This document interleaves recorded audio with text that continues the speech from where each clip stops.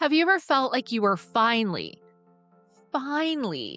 about to break through to that next level of success only to find yourself being distracted, exhausted, or picking a fight with your partner for no reason? You have the strategy. You've done the mindset work. You know exactly what you need to do to hit that revenue goal or launch that new program. But the closer you get, the more you start to drag your feet. Now, most coaches will tell you that you just need more discipline, or you need a better time management system, or you just need to delegate. But here on Success in Mind, we look deeper. So today I'm talking about the capacity ceiling. We're going to dive into why your nervous system might actually be perceiving your success as a threat, and how to retrain your body to feel safe while you grow. So let's get into it. In the world of NLP, we talk a lot about the unconscious mind. And its number one job is not to make you rich or famous or successful or even happy. Its number one job is to keep you alive. And to your unconscious mind, alive equals familiar. So think about your current level of success like a thermostat. You have a specific set point, a specific amount of money, visibility, responsibility that your nervous system has mapped as safe. And when you start to exceed that set point, when the money starts coming faster or you're suddenly booked for 10 podcast interviews, your internal thermostat notices the heat and it starts to say, whoa, whoa, whoa, whoa, whoa, whoa, we have never been here before. It's very uncomfortable. This is unknown, and unknown equals danger. So to cool you back down to your safe temperature, your nervous system triggers a cybernetic mechanism. It kicks up the procrastination, the brain fog, or the sudden urge to pivot your entire business model right when the current one is finally working. You aren't lazy. You're just upper limiting. Now, in NLP, we have a model that explains exactly how we achieve goals, and it's called the T.O.T.E model, which stands for test, operate, test, exit. So think of it as a GPS for your unconscious mind. First, you test. You look at where you are and compare to where you want to be. And if there's a gap, say you want $10,000 months, but you're at 5,000, the program starts. So then you operate, you take action, you send the emails, you record the podcast, you do the work to close the gap. And then you test again. You check back in. Did that work? Is the gap gone? And once your reality matches the goal, the program closes and you can feel that win. But here is where the capacity ceiling creates a massive glitch in the system. If your unconscious mind has mapped your next level as a place of danger, maybe it thinks that more money means more people asking you for things, or more visibility means more haters on the internet, your system will refuse to let you exit. You'll stay in a permanent state of operate. And this is why you feel like you're constantly doing and hustling. You're always busy, but you never actually arrive. Your nervous system is keeping the test failing on purpose because it's trying to protect you. And it's trying to protect you from the perceived threat of reaching the goal. You are literally stuck in a loop. And you might even say things like, I feel like I'm on a hamster wheel and getting nowhere. I feel like I keep running in circles and not getting anywhere. You are literally stuck because your internal thermostat is terrified of what happens when you turn the heat up. So where do we hit this ceiling? Well, it usually falls into one of three pillars. One, the visibility pillar.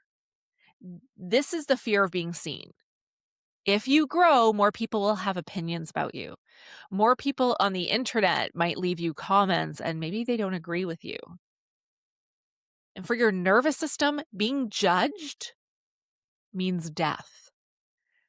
And that might seem extreme, but back in our tribal ancestry days, and we all evolved from a tribal culture, And back in our tribal days, you could not survive without the tribe. And if you were being judged by the tribe, that meant you were being exiled and you couldn't survive without them. So exile meant death. So you protect yourself by staying small, blending in, being one of the pack. The second pillar is the responsibility pillar.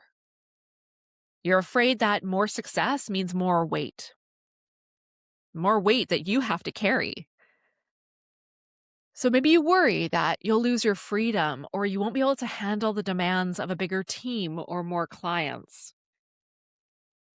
And the idea of that weight on your shoulders is overwhelming, burdensome. And then the third pillar is the worthiness pillar.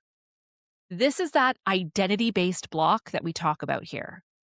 If you don't believe that you are the kind of person that holds this level of wealth, your body will literally feel allergic to it, will feel allergic to the money, and it will feel like it doesn't belong to you. So you'll find a way to spend it or lose it or get rid of it just to get back to that familiar state of wanting the money. So what do we do about it? How can we expand your container? How do we fix it? Well, we don't just push through. Pushing through is how you end up in burnout. Instead, we want to expand your capacity for more. So first, you need to name the feeling, acknowledge it. When you feel that success anxiety kick in, stop. Say to yourself, my nervous system is feeling threatened by this growth. And by naming it, you move the experience from the reactive amygdala to the logical prefrontal cortex. You're telling your brain, I'm not in danger, I'm just expanding. So name the feeling. Maybe it's fear of the unknown, fear of being judged. Maybe it's anxiety. Name it. Call it what it is. In today's society, especially in the Western world, we have all been conditioned to be really good, positive thinkers. And so sometimes we don't acknowledge our negative emotions, and that's really to our detriment. You need to acknowledge it, and you need to name it. Second, use anchoring. In NLP, we use anchoring to trigger specific states. I want you to sit with the feeling of your next level. If you think about having $50,000 months and your chest feels tight, your container isn't big enough yet. So practice microdosing that success. Spend just 5 minutes a day fully embodying that future version of you. How does she breathe? How does she sit? What does it feel like to be in her body? And when you teach your body that the next level feels calm, grounded, your unconscious mind stops fighting the growth. And then finally, focus on regulation over motivation. If you are in a success hangover, which I talked about several episodes back, don't reach for another espresso or a motivational video. Reach for a regulation tool, box breathing, going for a walk without your phone, meditation, self-hypnosis.